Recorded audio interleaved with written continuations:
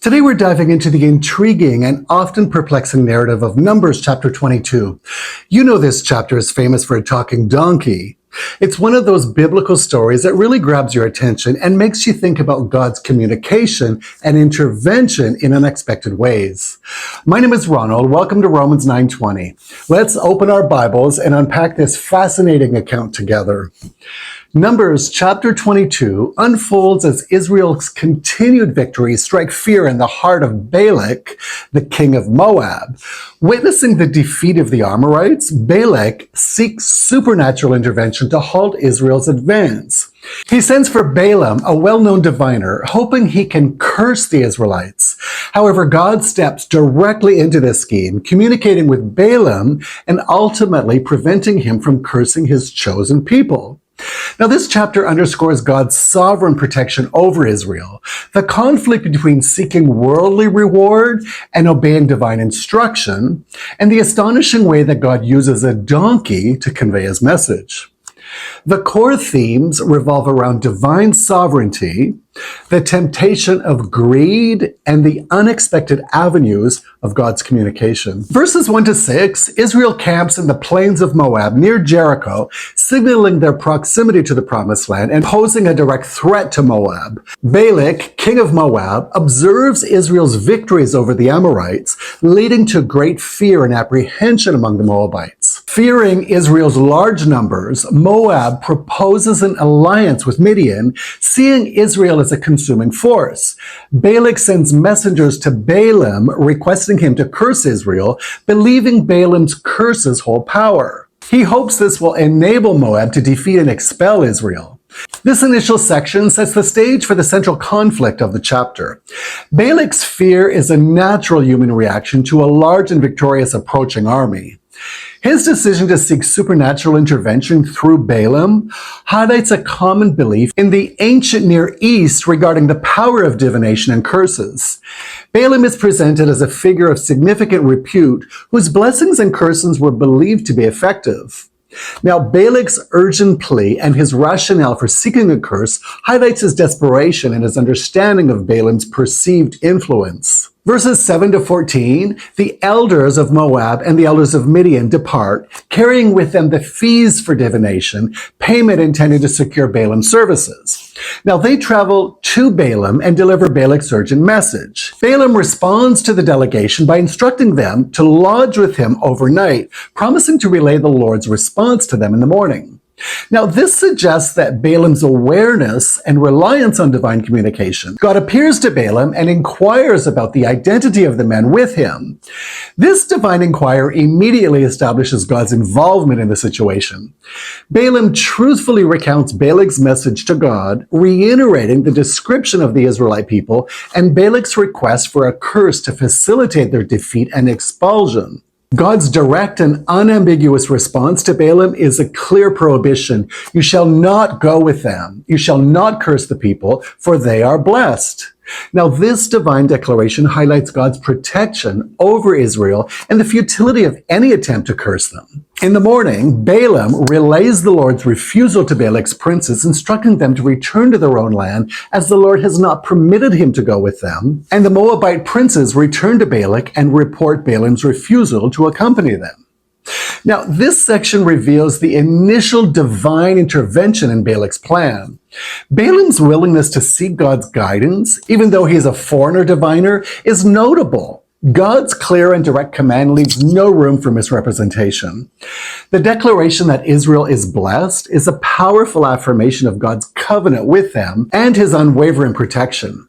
Balaam's initial obedience to God's command, despite the potential for significant reward, is commendable. Verses 15-21, undeterred by Balaam's refusal, Balak sends another delegation of princes, this time more numerous and of higher social standing, indicating the increased importance and urgency that Balak places on securing Balaam's cooperation. These more distinguished messengers delivered Balak's renewed plea to Balaam, emphasizing that nothing should hinder him from coming back to Balak.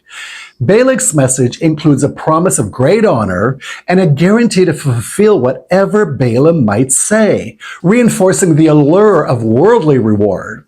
He reiterates his request for Balaam to curse the Israelite people. Balaam responds to Balak's servants with a firm declaration of his limited authority, stating that even if Balak were to offer him his house filled with silver and gold, that he could not transgress the commandments of the Lord his God, either to do less or more than what God instructs. This appears to be a strong affirmation of his commitment to the divine obedience. However, Balaam then adds a caveat, inviting the princes to stay another night so that he might inquire further to know what further the Lord might have to say.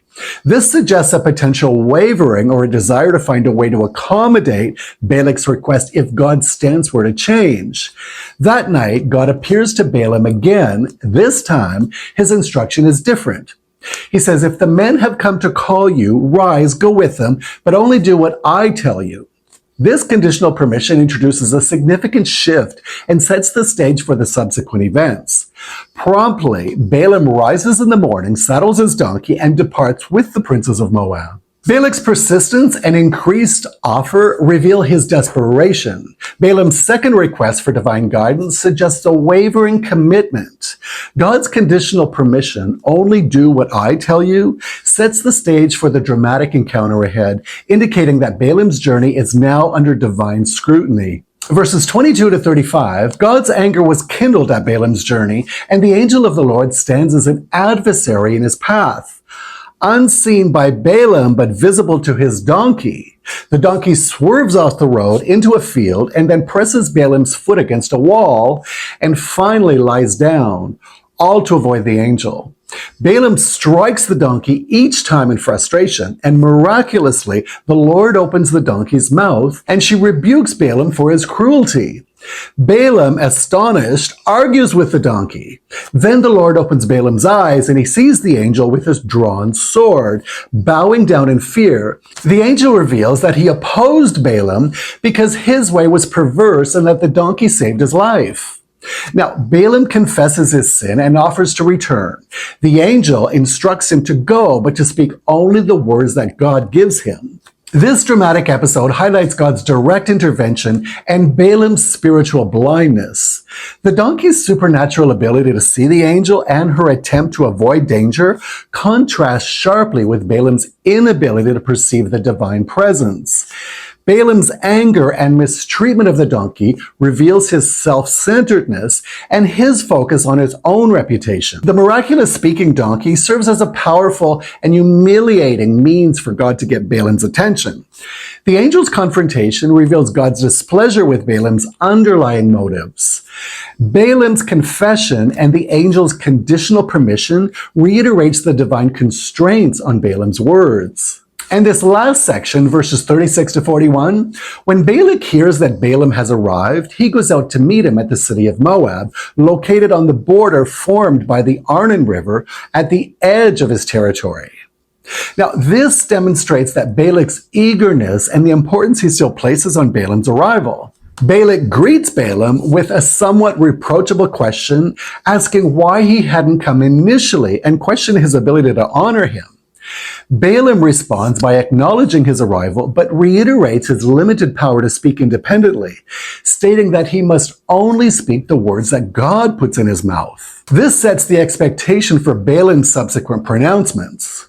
Balak offers sacrifices of oxen and sheep, hosting a feast for Balaam and the princes who accompany him, likely as a gesture to honor and to create favorable atmosphere for the intended cursing. And in the morning, Balak takes Balaam to Bamoth Baal, a high place of Baal, likely a site associated with Moabite idolatry. From this elevated location, Balak instructs Balaam to view a portion of the Israelites' people, presumably to facilitate the cursing. Bamoth Baal, which translates to high places of Baal in Hebrew, was indeed an elevated site associated with the worship of Canaanite deity Baal. Here's a breakdown of its significance. High places, Bamoth, in the ancient Near East, elevated locations were commonly used as sanctuaries and places for religious rituals and sacrifices. These high places were often dedicated to various deities. Association with Baal, the addition of Baal to the name specifically identifies this high place as a center for the worship of Baal, a prominent god in the Canaanite pantheon. Baal was primarily associated with fertility, storms, and kingship. Now, these final verses describe Balak's continued effort to achieve his goal. His honorable reception of Balaam and the sacrifices offered underscore the importance of this encounter in his eyes. Balaam's repeated insistence on speaking only God's words foreshadowed the unexpected blessings that will follow instead of the curses. The setting of Bamoth Baal, a pagan high place, creates a stark contrast with the divine pronouncements that are about to occur, highlighting God's sovereignty over even pagan religious sites. The fact that Balaam is shown only a fraction of the people may be a subtle foreshadowing that his perspective will be limited and ultimately overridden by God's larger plan. The narrative of Numbers chapter 22 offers profound insights relevant to our lives today. It powerfully illustrates God's unwavering protection over his people and the ultimate futility of attempting to thwart his divine purposes. Just as Balak's schemes were ultimately rendered powerless against God's blessings on Israel, any attempt to undermine God's will is destined to fail. This chapter also explores the complex tension between worldly gain and obedience to God. Balaam's initial resistance, followed by his wavering and ultimate journey, reveal the seductive allure of honor and financial reward. This serves as a timeless reminder for us to examine our own motivations and to ensure that our pursuits of worldly success does not compromise our commitment to God's commands. Furthermore, the remarkable account of the talking donkey highlights the unexpected ways in which God can communicate his will. While miraculous in this instance, it reminds us to be open to God's guidance through various means, even though that might seem unconventional or humbling. Sometimes the most profound message can come from the most unlikely sources, challenging our assumption and forcing us to reconsider our path. In our modern context, we may not encounter talking animals, but we are constantly faced with choices between pursuing our own ambition and aligning ourselves with God's will. The story of Balaam serves as both a warning against prioritizing personal gain over obedience and the encouragement to trust in God's sovereign plan, knowing that his purposes will ultimately prevail even when faced with opposition. We are called to remain steadfast in our faith, recognizing that God's blessings are far more valuable than any worldly honor or reward. And now I'll leave it here for today. As we delve into this captivating story of Balaam and Balak in Numbers chapter 22, boy, did I say those names a lot. But I hope this detailed exploration has illuminated the significant themes and lessons within this story. If this breakdown has resonated with you or provided a new insight, please consider subscribing to the channel Romans 9:20, leaving a comment with your reflections, and sharing this video with others who might find it meaningful. Your engagement helps this community grow and allows these timeless stories to reach a wider audience. Now, until the next biblical exploration, may you walk in unwavering obedience and trust in God's sovereign plan for your life. Thank you for watching.